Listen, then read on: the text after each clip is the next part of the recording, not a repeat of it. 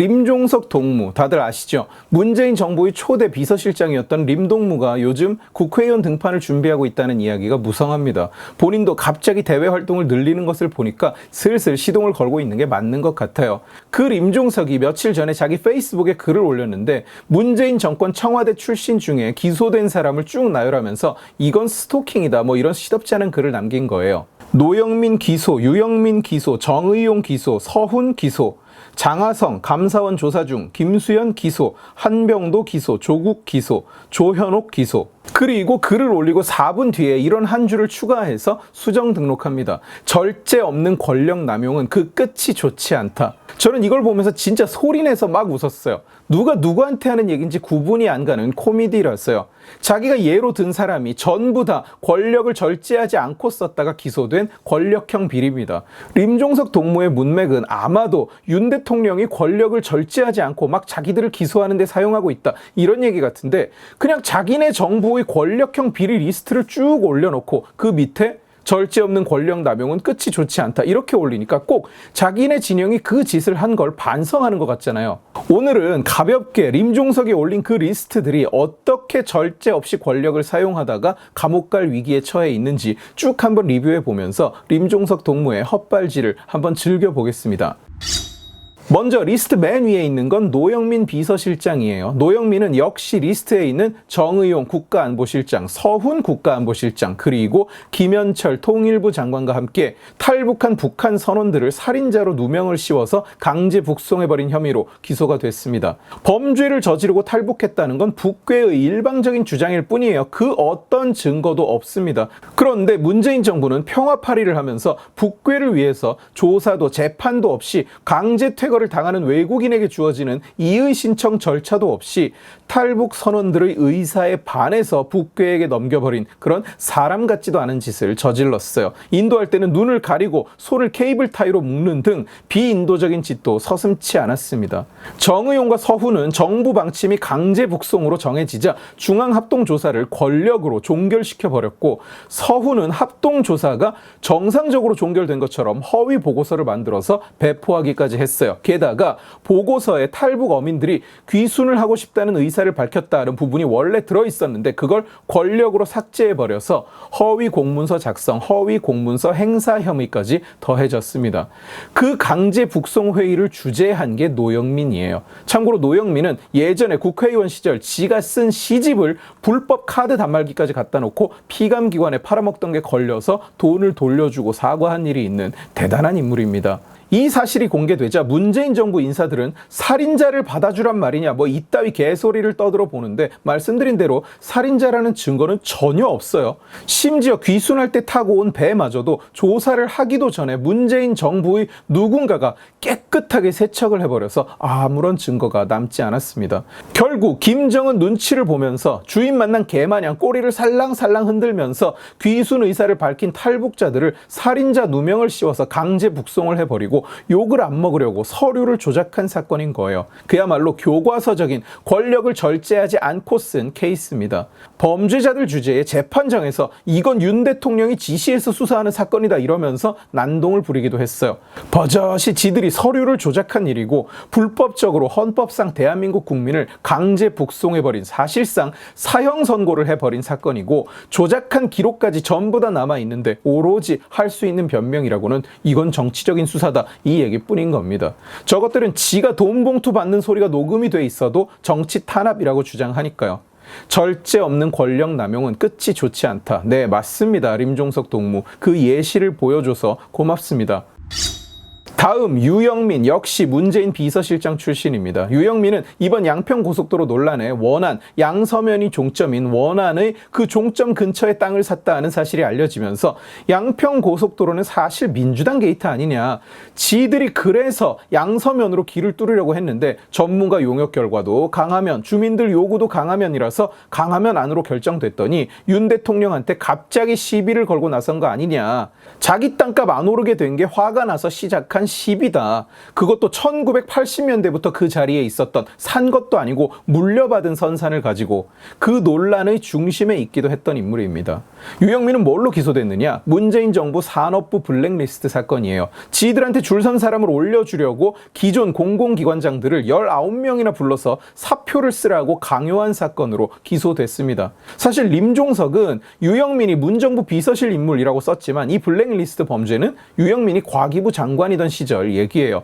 이 사건으로 같이 기소된 사람은 조현옥, 림종석이 쓴 리스트 맨 뒤에 나오는 문재인 청와대 인사수석이죠. 문재인 밑에서 마음에 안 드는 사람을 강제로 쳐내는 역할을 했으니까 인사수석이라는 직함이 아주 적당하죠. 그리고 원전 조기 폐쇄는 안 된다, 경제성이 남아있다는 연구 보고서를 가지고 갔더니 공무원한테 너 죽을래 하면서 폐쇄해야 된다고 다시 써오라고 했다는 백운규 전 산업부 장관, 조명균 전 통일부 장관입니다. 그리고 백운규, 조현옥은 지들이 원하는 사람을 공공기관장으로 사전에 내정해놓고 기관장 면접위원들한테 내정 사실을 미리 공지하고, 그러니까 얘 찍어놨으니까 얘 합격시키라고 미리 지시를 했다는 거예요. 그리고 면접지를 빼돌려서 지들이 내정한 사람한테 모범 답안을 미리 제공한 혐의로도 기소됐습니다. 백운규와 김봉준은, 백운규는 안 끼는 데가 없어요. 김봉준은 문재인 밑의 인사비서관인데 이 둘은 산업부 소관 민간단체 임원들한테 정치권 인사 자리가 필요하니까 사직하라고 압력을 행사해서 물러나게 한 혐의로도 기소됐습니다. 종합하자면 블랙리스트를 만들어서 문재인 쪽 인사가 아닌 사람 19명을 잘라버렸고, 그 자리를 지네 편으로 채워넣기 위해서 채용 절차에 약을 탔고, 민간단체까지 손을 뻗쳐서 일하고 있던 사람을 내쫓고 자기네 자리를 만들었다는 얘기입니다. 권력형 비리의 모델하우스 같은 사건이에요. 이런 짓을 하다가 무더기로 기소가 된 겁니다. 지들이 낙하산으로 내려보낸 기관장들은 아는 게 너무 없어서 정상적으로는 채용 절차를 통과할 수가 없으니까 아예 아랫사람을 시켜서 직무 수행 계획서도 대신 써줬습니다. 입시로 예를 들어보면 지원서도 대필하고 시험지도 유출하고 시험관까지 매수했다는 얘기입니다. 떨어질 수가 없죠, 이렇게까지 하면. 한 공공기관에서는 이미 발표된 인사발령을 자기네 낙하산이 내려가기 전에 한 인사라고 사흘 만에 원복, 롤백 시켜버리는 일도 있었어요. 남의 눈을 의식하지도 않았고 나중에 이 일을 어떻게 책임질지 고민도 안 했습니다. 그야말로 그냥 권력에 취해서 절제를 못하고 마구잡이로 휘둘러 댄 거예요. 그러다가 무더기로 기소가 된 거죠. 정치 보복일 수가 없는 게 증거가 다 있습니다. 사직서 내라는 압박을 받았다는 기관장들이 전부 입을 모아서 증언을 하고 있어요. 절제 없는 권력 남용은 끝이 좋지 않다. 네, 림종석 동무 어쩌면 이렇게 맞는 말만 골라서 하십니까? 김수현, 저는 개인적으로 이 인간이야말로 정말 악질이라고 생각합니다.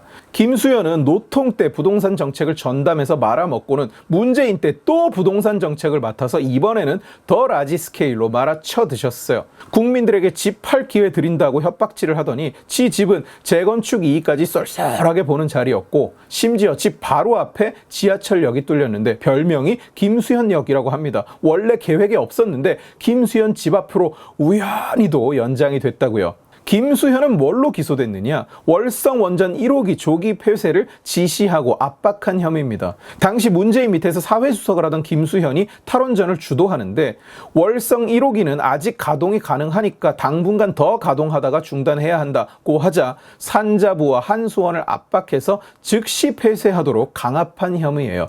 이 내용은 검찰이 대통령 기록관을 압수수색하면서 문서로 확보가 됐습니다. 그리고 문재인 청와대의 직원이 직접 증언을 하기도 했어요.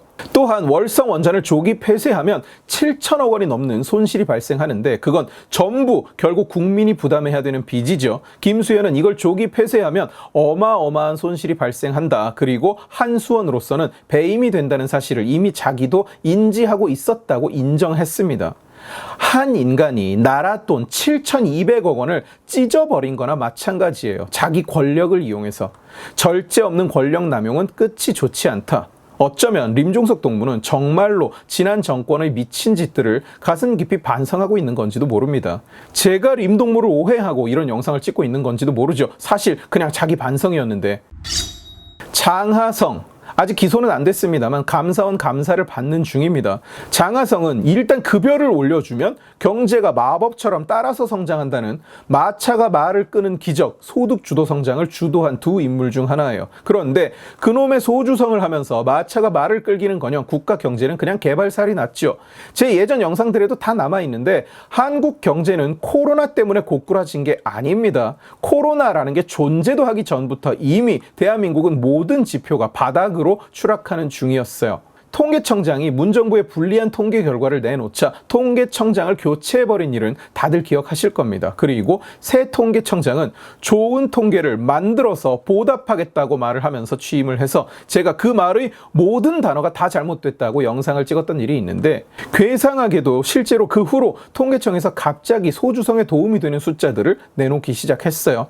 그런데 감사원이 이 통계 조작 관련 의혹을 조사하는 도중에 한국부동산원이 조사를 해서 발표하기 전에 내부에서만 공유하는 잠정치를 문재인 청와대에 미리 보고한 정황이 발견된 거예요. 그래서 장하성이 통계 조작에 연루되어 있을 가능성을 보고 감사원이 감사를 진행하고 있는 겁니다. 아직 장하성의 혐의가 확인되지 않았어요. 그리고 기소된 것도 아닙니다만 림종석 동무가 굳이 장하성을 언급했으니까 이야기를 하자면, 통계청장을 갈아치우고 내부 회람용 자료를 미리 보고받는 것은 전형적인 권력형 비리입니다. 게다가 통계 조작이 확인이 된다면 그것은 권력형 비리임과 동시에 국민을 대상으로 하는 파렴치한 범죄예요.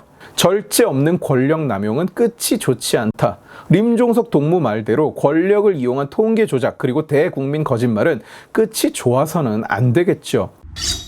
조국과 한병도 역시 리스트에 있으니까 언급은 하겠습니다. 조국은 자그마치 11개 비리로 기소됐는데 이건 다 조국의 개인적인 비리에서 나온 것들이고, 심지어 기소가 2019년 12월 31일이에요. 문재인의 정무수석이었던 한병도 울산시장 부정선거로 기소됐는데 같이 기소된 인물은 송철호, 황운하, 그 황운하 맞아요. 박형철 청와대 반부패 비서관, 백원우 청와대 민정비서관 등등 총 13명이 기소됐는데, 문재인이 자기 친구 시장시켜주려고 아랫사람들을 시켜서 부정선거를 만들어낸 건지는 모르지만 어쨌든 문재인과 송철호가 절친인 것도 맞고, 문재인 청와대의 인물들이 대거 울산시장 부정선거에 연루된 것도 맞고, 검찰에서 부정선거로 결론 낸 것도 맞습니다. 그런데 이건 2018년에 있었던 일이에요. 기소가 2020년 1월입니다. 이걸 왜 윤석열 대통령한테 따지고 앉았을까요? 윤 대통령 취임 2년 4개월 전인데요. 저격을 하려면 제대로 하든가. 이게 뭡니까? 옳은 말만 하는 림종석 동무. 이상 림종석 리스트는 전부 다 리뷰했습니다. 어떻습니까? 여러분이 보시기엔 이게 무슨 정치 보복으로 보이십니까? 정치 보복이 들어갈 자리가 없잖아요. 물증이 전부 다 있는 권력형 비리들입니다. 증인이 증언을 하려고 줄을 서서 대기 중이에요. 사람이 하도 많이 엮여 있으니까요. 자기가 나열한 그 명단이야말로 그야말로 권력을 절제 없이 남용하다가 탈이 나는 교과서적인 케이스인데 무슨 얘기를 하고 싶은 건지 도무지 모르겠어요. 사실은 무슨 이야기를 하고 싶은 건지 좀 알 것 같기도 합니다. 림종석이 쓴 글을 한번 보세요. 자, 문정부 청와대 비서실 인물이 전부 다 나왔는가? 아닙니다. 일부만 나왔어요. 그러면 문재인 청와대 비서실에서 기소된 사람이 전원 다 나온 건가? 아닙니다. 다른 사람도 많이 기소됐어요. 기소된 사람만 명단에 있는 건가? 아닙니다. 이상하게 명단이 모두 자기 이름으로 시작하죠. 그리고 자기는 기소가 안 됐죠. 제가 알기로는 기소될 거리도 딱히 없습니다. 현재로서는. 그러면 이 글은 자기는 기소가 안 됐다는 걸 말하고 싶은 글 아닌가? 자기 이름이 딱히 들어갈 이유가 없는데 굳이 포함이 되어 있어요. 기소 택이 혼자만 안 붙어 있고 이상하죠. 림종석이 살아온 길을 보면 딱히 이해가 안 가는 이상한 행동은 아닙니다만 그건 다른 날 다른 기회에 할 이야기인 것 같고요. 어쨌든 림종석 씨는 본인이 기소 안 됐다는 이야기를 강조하고 싶었던 것은 아닌가, 그런 생각도 해봅니다. 민주당 인물들이 대개 다 그렇지만 문재인 측 인간들은 증거가 나오고 사실관계가 확정이 돼도 무조건 정치 탄압이라는 어거지를 쓰는 걸로 이름이 나 있습니다. 뇌물을 받은 물증이 있어서 감옥에 가면서도 양심의 법정에서 나는 무죄 이런 얼빠진 소리를 하던 인간이 있을 정도니까요. 민주당이 잘못을 깨닫고 변화하기를 바라는 건 뭐 제가 그랬으면 좋겠다 말은 늘 합니다만 큰 기대가 되는 상황은 아닌 것 같고요. 이것만 기억했으면 좋겠습니다. 절제 없는 권력 남용은 끝이 좋지 않다. 맞는 말이고요. 지금 그 예시를 국민 앞에 보여주고 있는 게 민주당과 문재인 패거리 바로 당신들이라고. 오늘 지식의 칼은 여기까지입니다. 재미있게 보셨으면 지식의 칼 채널을 구독해 주시고 이 영상을 주변에 공유해 주세요. 여러분들이 공유해 주시면 설득은 제가 하겠습니다. 고맙습니다.